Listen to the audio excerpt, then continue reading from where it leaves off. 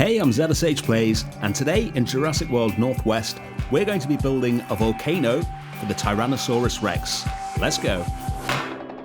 Yes, we have a T-Rex, or we will do very soon. And in order to get one, we're going to research the large carnivore's dig site and get our expedition team off to dig up some DNA, and then we will start building the volcano.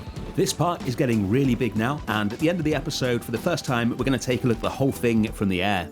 This is where we're going to be building it, just behind last week's tropical house. I was trying to think of something impressive enough to theme the T-Rex habitat, and I figured a volcano would definitely do the job. What I want to build is not a kind of lava-encrusted black volcano. I want to build a really natural-looking volcano that looks like it's possibly occasionally active, but not right now, so you can cover it in beautiful plants and have it all green as well as being covered in rocks. The volcano is going to sit at the back of the habitat here, and it's not just going to be scenery. We're going to have a viewing gallery right on the top of it, so the guests would go inside the volcano and then up to the top, which will give them a view out across the entire park, which I think is going to look really cool. So we're going to shape the terrain and get it up to roughly the level of this little placeholder for the viewing gallery. We'll smooth off the top so we can get an actual viewing gallery in there, and then we'll start doing lots of careful terrain work to make this look as much like a volcano as we can. I want to get the shape as close to perfect as possible just using the terrain tools, and then once we've got it as good as we can, we're going to go in with individual rocks and get it to the exact volcano shape that we want. So we've got the viewing gallery in there, and we need a viewing entrance, so we will place that at the bottom, and we're going to dig out a little channel for that to go into, and then we'll fill as much of the volcano back in as possible once we've placed it, and again later on we will perfect that area with some more individually placed rocks. We'll also customize the viewing entrance building so it fits in nicely with the rest of the park. Let's take a look at what the view's going to be like from up here. Obviously the park isn't finished yet, so the main view that I want the guests to have will take a few more episodes before that is filled up, but it's going to be really cool when it's finished. Alright, let's get this volcano looking good. I'm going to experiment with the different terrain tools to see which one I like the best in terms of covering up the terrain that we've put in here. So they're all going to add the rocks to it automatically, which I really like because you can just easily remove any that you don't like and keep the ones that you do, and it gives you such a random look. I'm going to remove most of the big boulders that it puts down, and then the woodland brush seems to work best in getting us the trees and things like that that we want on here, and it also gives some nice stripes of green in between all the rocks. So we'll get a lot of that around here, and then we'll start using the conifer brush that we've used throughout the park to surround the volcano. And then we'll go in with the little bulldozer tool and just remove the big boulders that it's added in because they kind of spoil the shape of the volcano that we've got there. We'll do our own rock work later to get that perfect. It's really important that this volcano blends in really nicely with the big mountains that are already on the map so everything looks cohesive. We'll get rid of that. And that's the rock work for the slopes of the volcano done. Let's get some paths in. So we're going to have our guests looping around the tropical house, and then we'll have a path leading them to the main viewing points for the habitat at the front, and then another path leading them round to the volcano view, which will then take them up to the top. Once we've got those in, we'll get the rock work at the top of the volcano finished. So we're going to create a kind of crater at the top using this rock, which has got the perfect shape for that. And then we'll have it broken away a little bit at the front, like it's still kind of recovering from the last eruption. And then we'll use some smaller rocks to cover up all the square edges of the terrain and make a much more natural looking crater. The terrain tools in this game are so much better than they were in the previous games. I attempted to make a volcano in Jurassic World Evolution 2, and it did not look great. This looks so much better already, and we're not even finished with it. If you're enjoying this video, by the way, don't forget to hit the like button. It really helps the channel out. And if you're new to the channel, make sure you subscribe so you can catch the rest of the series. That is the last of the rocks at the top that we're going to place in. I'm just going to place in a couple more to join those onto the slopes so it looks nice and natural. I said I wanted it to be lush and green, so we're going to cover it with loads of different bushes, using 3 different types of bushes, including the arrowwood bush and some of the bramble bushes, so we get different shades of green going up there.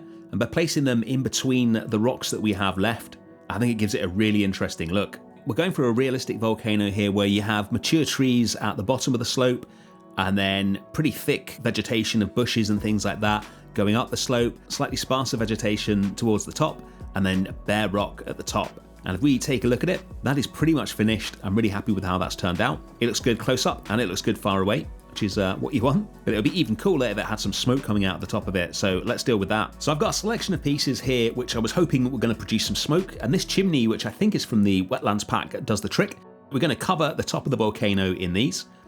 and then we'll go in and position them so they're all kind of at the same height and they look like they're actually supposed to be there. I'd like some more impressive smoke than this, to be honest, but this was the best piece I could find. If you know of a piece that gives off more smoke than this, then let me know in the comments and we'll make some improvements in the next episode. And there we go, that's the view. Let's move on to the rest of the habitat. I've mentioned a couple of times the complete disregard for health and safety normally found in Jurassic parks and worlds, but for this episode I thought we'd do the exact opposite.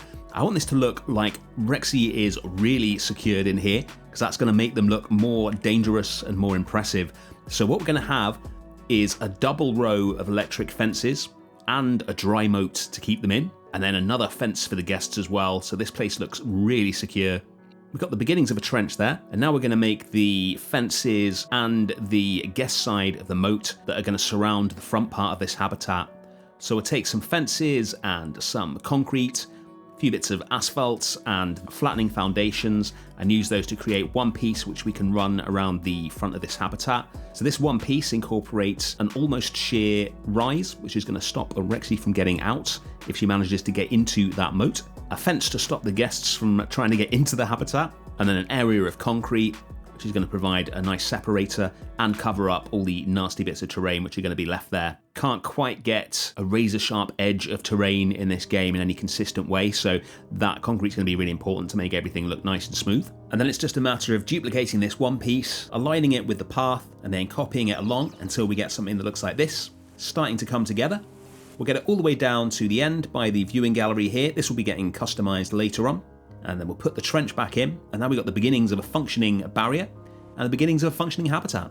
Time for the fences. We're going to be using the large electric fences to surround the rest of the habitat. The guests will still be able to get a glimpse of Rexy as they walk down the paths on either side of the habitat, but the main viewing will be at the front. And later on we'll add a second row of fences just to increase security, and we'll cover it all up with some trees so we don't spoil the view. And speaking of the view, once we've got those trees in, let's take a quick look at it. That is starting to look really nice now. Let's get working on the viewing gallery. I had an idea for this and I wasn't sure if it was possible, so I did a bit of experimenting. With Rexy being such a massive part of the original Jurassic Park, so iconic, I wanted to have one of the Jurassic Park Jeeps as a kind of display piece next to the viewing gallery. Now we don't have those as a separate piece, but we do have them as part of the Ranger team, so I did some experimenting to see what we could do with that. And essentially we can either have 2 Jeeps next to each other or we can have 3 Jeeps next to each other, and they've got to be on the floor. Ideally what I'd like is one Jeep at a cool angle up on a rock, which is a really popular thing to see in theme parks and zoos. But seeing as we need at least 2 of them and they need to be flat on the ground, what I thought we'd do is create a little garage next to the viewing gallery where people can go in and see a couple of the original Jurassic Park Jeeps. So that's what we're going to do. So by placing down a response facility, we can hide the building and the helicopter pad off in the forest. And we'll do a bit more work on that part of it later. But the main thing is the 2 Jeeps that we have. And now we're going to take inspiration from the Jurassic Park viewing gallery and build a garage next to it that fits really nicely with the viewing gallery and makes it seem like it's a natural kind of building to have next to it. So we'll use the same pieces that Frontier have used to create that viewing gallery. We'll also make some changes to the viewing gallery as well, so it's not completely stock. We'll do that later on. And just by reusing those pieces and getting a nice kind of garage shape together here, we get something that looks really good, really fitting, and displays the Jeeps, and people will actually be able to go in there and take a look at them. To be honest, I think infrastructure builds like this are probably the thing I am worst at in all of these games. It's just not something I really have an affinity for, but I think this one turns out pretty decent in the end. I think it fits in nicely with the viewing gallery next to it. It does kind of look like something that might have been in the original Jurassic Park. It is only a garage after all, it doesn't need to be like super fancy. I think once it's finished and we get enough detail on it, it looks pretty decent. But before we add the details, let's finish off those fences. So this is where the double row of fences comes in. We'll just curve these ones along so they match up nicely with the originals. We'll close it off at the end, and we're going to use some big rocks as the final kind of barrier to join the fences onto the volcano. You wouldn't normally have big trees like this right next to fences in a real park, because if they fall down, then they can knock out the fence. But I figure if a fence is strong enough to withstand the T-Rex, it's certainly going to be strong enough to withstand a tree. With those done, let's get the garage finished off. I want a bit of lighting in here, so we're going to take one of the emergency lights that blinks on and off and give it a red bulb, just so it's got a kind of a glow in here. I think that will look cool. And then we'll start customizing the actual viewing gallery. So I'm going to take off the big Jurassic Park sign, and we're going to add a big T-Rex skull above the doors. There's one that's in 2 parts, which means we can kind of pose it a bit, so we'll have it with its mouth open, looking really impressive. Make sure that's nicely centered between the 2 entrance doors. That starts to bring that part of the building to life. Well, as much as a skeleton can bring something to life anyway. And then on the way down there, we're going to take these big rocks and just use the sides of them so they're kind of quite sharp and angular, sticking up out of the ground, and line the sides of the path with those. We'll get some foliage in, a bit of taiga, and a bit of the woodland. Start filling in that forest without ruining the view. And then on the side where the tropical house ends, we'll put some more of the bamboo forest in, and then again just make sure that none of it's completely obstructing the view, so as the guests come around this corner they can see the volcano. We'll just delete this last tree here, and then we'll take a little walk around it. There we go. We'll drop in one of our carnivore signs, and then we'll also add the name of the dinosaur to the side of the garage so that people see that as they come around the corner. And then we'll drop in a couple of T-Rex skeletons as well, kind of framing the path just to enhance that first view of the habitat. Once we've done that, we'll put some gates in so our crew can get in here. 2 fences, so 2 gates, and then we'll use trees to disguise the view of that so it can't be seen from the viewing gallery. And then we'll drop in those big rocks I mentioned earlier to make sure that Rexy can't get into the gap between the fence and the volcano. On to the final bits of detailing now. We're going to take the iconic toilet and put that in front of the bits of the response facility that we don't need. And we're just going to build a really simple chock-em wall in front of that so that that can't be seen. The rest of it just melts away into the forest. It might seem weird to just have one small piece of wall stood there on its own, but this is the kind of thing that they do in real parks and zoos all the time because you can't see anything else.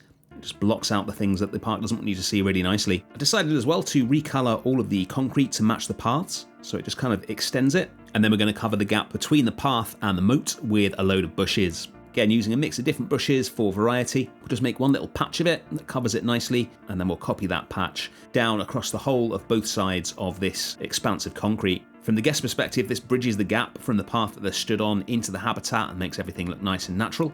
I've left a little patch of the grass terrain right next to the wall, just to look like the kind of mosses and grasses that might gather there where it's a bit wetter and more shaded. Once we've done that, we'll head over to the volcano, copy the remote viewing entrance that we built for the desert dome onto here. We'll change the name on it, of course, and then we'll just use rocks to join that onto the volcano so it's nice and seamless. I want this to look like it's been built into the rock, and then the guests are going to walk through the entrance, under the volcano, and then up to the top. So we'll just place a couple more rocks in here to get that all joined up properly. Put a catchy title on it, and there we go, that's looking good. And it's on to the final detailing. So I've decided to add a fence to the top of the garage just to match what you see on the viewing gallery. Get that to the right height. And we're going to put in one of the T-Rex cages from the films as well. Have this just slightly off the grass so it looks more impressive. Build a little stand for it. Add in a camera so we can keep an eye on Rexy, make sure they're not misbehaving. Add some guttering to the side of the garage for realism. And then the last thing that we're going to do is add in the goat feeder right in front of the viewing gallery. And we'll put the little stick with the chain on it that you see in Jurassic Park as well, just to tie that in a bit better. I'm not going to put a cage on it like you see in the film because the goat will just run straight through the cage.